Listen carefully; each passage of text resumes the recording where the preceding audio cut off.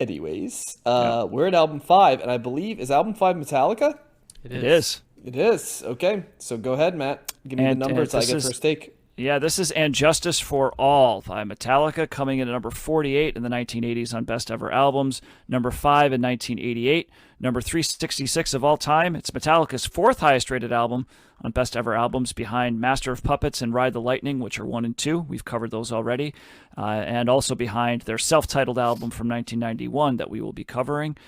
Did not make Rolling Stone's list, and Metallica is ranked number 41 of overall artist rankings on Best Ever Albums. Oh God, guys, this album angers me so much because this is I always remember it, but I don't remember it till I listen to it, and I'm like, oh God, this is the album where they have no bass in the album and the mix blows. And like every time I hear this album from when I was younger, like I immediately am like, something is wrong with this album, and I can never tell what it is because I'm like, this is Metallica, but why is this not as good an album as all of the other Metallica of the 80s? And then I remember there's no freaking bass on this album, like at all. And then, so I always had this opinion, and then pretty much lots of other people did too. So, but it's not exactly like a genius opinion. If you listen for a rhythm section like I do, you notice two things off this. There's no bass, and Jason Newsted's a good bassist. This is his first one. And it was so prevalent in the earlier Metallica, right? The bass that you're like, where the hell is it? And number two, I hate the way the drums are recorded on this album. It's like the worst of Lars, just pounding in the front of the mix, just like just hitting you over the head. And like, so that infuriates me about this album, because there's songs like Blackened that are great songs, but you're like, God, they could be great songs. And then I don't know if you guys know the story, guys, but like about 10 years ago, a dude, and a lot of people felt that way about this album, right? So it's not like my novel take. And then about 10 years ago, a dude went on YouTube and basically put the album out with what the bass tracks sound like. And it's like the best fucking Metallica album. It's like, God damn it, how could they possibly have mixed this album this way? Because the addition of the bass makes the drums more manageable. The bass parts are great on this. Like right off the bat on track 1, Blackened, you hear Blackened with the bass, and it's like, oh my God, as good as that song is, it's even better. And so like, because of that, like those things sonically always leave me lacking on this album compared to the other ones. And they never made that mistake again, by the way. It's a one-off in terms of they did it, because by the time So Black Album comes, it's clearly right back. In fact, they go out of their way to highlight the bass again. But remember, this is a band that had a bass solo on one of their metal albums. right. So, but go ahead. I'm sorry, you were jumping in. I was gonna say, so they never, that was an unofficial like Well, there's fix. a And thousand stories about how it happened. Some people say it was a continued hazing of Jason Newsted, who's talked often about it was not easy to join Metallica, right? Because they were grieving and, kind of like a frat boy sort of, level stuff. Some yeah, people say it was an outgrowth of James, a lesser extent James, and a lot of part Lars's ego, where it's like he kind of used Metallica as the two of them, and he wants his drums mixed up front, which I tend to believe because the drums are just obnoxiously up front in this, and James Hetfield's guitar swallows up all of the bass on this album to the point where you won't even get the idea there's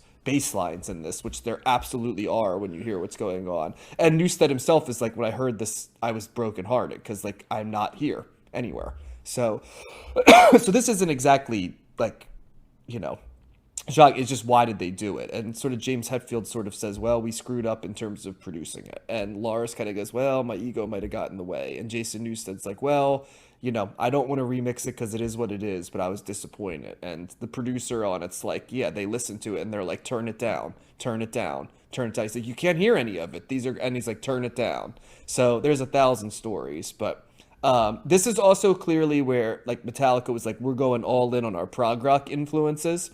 And so they more complicated time signatures, long form, almost all of the songs. Sometimes that works great for them. And Metallica can go long and I can like them, but an album full of long songs like this, when you throw in the aesthetics not being pleasing, sort of lead me to my least favorite 80s Metallica album, I would say, with the caveat of the fact that when you add the bass and clean up the mix on this, it becomes a really, really demonstrably better album. So there's my initial takes. Wow. I wish I honestly didn't like pick up on that bass stuff. Although I did like notice them sounding different. I just couldn't pick up on what it was. And so I don't have necessarily the same negative association you do with this album. I feel like it's still pretty good Metallica overall. And there's some well-known songs on here. One and Blackened, I would say, are the two big ones. And so I enjoyed it. I feel like, although I didn't enjoy it as much as Master of Puppets and Ride the Lightning, I feel like there was something that was more driving and forceful about those albums, and maybe it was the bass lines that helped amplify that. But they still have some like great fast, really fast starts to some of the songs. I really liked the song like Shortest Straw. I thought that was really good.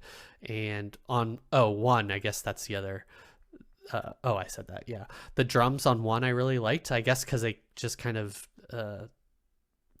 enhance the song. I didn't notice the kind of pounding nature to them that you described. And then I guess overall, I feel like this is comparable to the other Metallica. I've kind of been high on every Metallica album to one extent or another, and this is really no different. I feel like it's still pretty solid. The Frayed Ends of Sanity, I really like kind of the Wizard of Oz chant to start that. I thought that was an interesting, like, dark fantasy element to the album, and I thought that a song like Harvester of Sorrow, that's just kind of a vivid image, and the song is pretty great. I don't mind them going long because I feel like they do a really good job of adding different elements, kind of going in movements to the prog rock. I guess when you said that they were going to their prog rock influences or what they It liked sounded about like that to me. I can't say Yeah. for sure, but it definitely felt like that. Yeah, but I could see that. The songs are a little longer. They're taking their time on a lot of them, but and I didn't mind the overall kind of sound of it. It's still, Metallica always kind of like amps me up. It's one of when hearing them, and this album was no different. So I think this is still a thumbs up. I wouldn't rate it as highly as the previous two albums, but it's enjoyable for sure. Man, it's interesting to hear all that, John, because I was picking up on probably more of the sound of the drums more than, and just in general. So produced, the drums. Well, it's yeah, so produced. I was definitely picking up on that, and that they were up front, as well as kind of a little bit more of a. It wasn't so much the absence of bass that I was thinking of, but it was more just like, wow, it does. I mean, it wasn't as. I could definitely tell it wasn't as bass heavy for sure. It was just more of like, it almost seemed like they turned the treble up a little bit, right? Like a little bit more so than the previous records. But I didn't then extrapolate that and to go, oh well, there's no bass on here. They turned it all the way down. Which, as you were talking, I just pulled it up on Wikipedia. Yeah, and there's all kinds of stuff on here about what. I can't believe you guys couldn't hear that. It's like so obvious. Like to me, the second you put on this album, you're like, this is a very different Metallica album than the rest of the. Yeah, 80s I mean, album. I'm not saying I didn't notice any difference. It was slight to me, like to the degree that you experienced it or that you're hearing it. I didn't hear it as much, but it makes sense now that that's what was going on. So there's some context there. I will guarantee you, if you play the YouTube mix of it, you'll be like, holy shit, yeah. Well, I'm kind of interested now, like if I can, to pick that difference out. My take was going to be more of like I did like this, and I. As I have all of the earlier Metallica records that we've covered. And I think that maybe this just speaks to a little bit of my like naivete of just metal in general, and not really, listening to it a ton. Liking it fine, especially, I think some of these Metallica albums are great riffs. I mean, I'll say that too. I mean, it might be all guitars, but there's some really good guitar riffs on here. Yeah, And they're still, while they might be slowing it down for a little bit more of a proggier sound for some songs, but they're still, man, I'm just amazed at how fast these guys can play. Just like, it's and sustaining it for, a song that goes 6, 7, 8 minutes long, and then But they're way more technical here than they were on earlier albums. This is probably the best James Hetfield Kirk Hammett album guitar wise. They sound really tight on this album. Yep. Yeah, and so I'm always amazed by that, just how you can just play that quickly for so long, do it together, right, and not get tired and not screw up. I mean, that's just got to be so hard. But anyway, so I'm really impressed by that. But like, I was just thinking, listening to this record, that I like a lot of these songs. I think part of the issue that I have with metal in general is it becomes difficult for me to decipher differences in songs from one song to the next. They hit this area, they hit this note, and they do it really well, and I like it fine. Big riffs, fast playing, cool guitar solos and all that stuff. But it is difficult for me to, especially only listening to the album a couple times in the span of 1 week, to really, differentiate a lot of the songs from one another, that to me there is a sameness element here. And I think overall I'm okay with that if I like that element, which I do. But I think that I was just noticing that and just trying to like sit back, and as I was listening to this, saying to myself, is there anything about this record that I like more or less than the previous records that we've covered? And I couldn't really think of anything strongly one way or the other. It's not like I was like, oh my God, this is not what Master of Puppets was, or they drastically changed. Yes, there was a change in maybe the timbre, and like you're saying, and that makes sense because they took the bass out. So I could hear that, but nothing that I heard was making me go, oh my God, this is so much better or so much worse than what I've heard already. And obviously other people feel differently. Clearly, you do, John, and it's got all these paragraphs on Wikipedia about it, and other fans are really into it. But my guess is obviously those people are more metalheads than I am. But as somebody that's I can't believe you don't see differentiation in these songs or even on the earlier albums. To me, these are very, very different songs than like Ride the Lightning, for example. And maybe, like, it might just be a matter of me needing to spend more time with it, or that so much time has passed that when I hear it, the main elements that I'm hearing with Metallica are always kind of there. And that's what I'm picking up on more. Because what I'm hearing great riffs, just what I said, great riffs, fast playing, great solos, some progression. I mean, there's been progression and prog rock elements in their earlier albums too. Like there was stuff on, on Ride the Lightning that was like that. That's their second record, Well, people always mention all the arpeggios on this album, which I noticed immediately too. Remember the arpeggio we talked about? Well, is that what they're doing at the beginning of one? Yes. I love that. They weren't doing that stuff earlier. Like True. If they were, they're throwing a tiny bit in. Yeah. Right. And I was thinking, as I was listening to this, I was like, I feel like I'm getting more into that part. That's yes, that's yeah. I thought that, and then the different, because there's a couple guitar parts happening on top of that I think is really cool. And then they progress, and then they do the at the end, So I like that Blackened's song. Chorus is an arpeggio too. Like when you think about it, like when the bound to the eye to the head, blackened till the head. That's an arpeggio going up too. So it's kind of like it's all over this album. I'm just saying, with a song like One that's got a little bit more variety in there, I think I like that stuff a little bit more, because it's easier for me to decipher what's going on and to see something build, right? Whereas if you're just kind of like rocking out, it does tend to blend together a little bit for me, right? And again, I'm not saying that's a bad thing, and I'm saying if I probably like listen to this more on the regular, I would be able to. It's like anything else, familiarity, with anything. will allow you to see more into it and be able to talk more intelligently about it. But I think that was kind of my main takeaway, is kind of how, like, while I like Metallica, I don't feel like I have enough knowledge to really differentiate a ton of what some things for sure, but they kind of just, to me, they're just this great kick-ass, metal band. And I can't sit here and shit on them or this album for the lack of bass, even though I know it's there. And I'm interested to hear what that would sound like, because clearly that's, people are like, this could have been so much better, and I would have been really interested to hear that. But I don't know, for someone, I don't know how much better I would have liked it. I'm sure I would have liked it more, but I don't know if I could get to the point where, like, oh my God, this mix is so, I don't know. I question well, how for it's me. described, and this is how it's a great description, is they say the production on this, you'll hear over and over again, is bone dry. And what happens is, like, the bass, right, like, makes it like just like bass always does, right? It makes it a little bit heftier, chunkier, yes.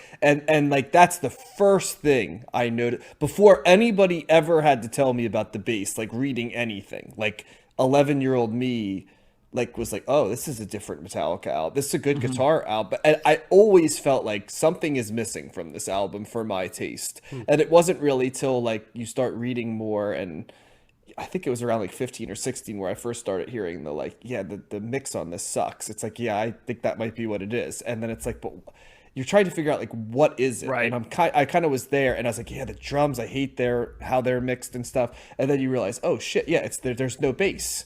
And then when you hear it, it's like you can't unhear it, because it's like, and then when, somebody puts out something what it sounds like, you're like, oh my God, yeah, it's like, yeah. And now that and maybe this was like a very apparent to some people, it wasn't terribly, I mean, like a little apparent, fine. but not, but maybe now I would be like, I appreciate your honesty, because you're not covering, that everybody, oh yeah, I heard it. If you don't, you didn't, So. Yeah. And I'm sure people are like, this guy's an idiot. How do you not hear? And I don't know. I just tell you, I just didn't hear it. But like, maybe if I know with that knowledge now, go back and a little bit more of the history, I could I'm sure I could pinpoint that out.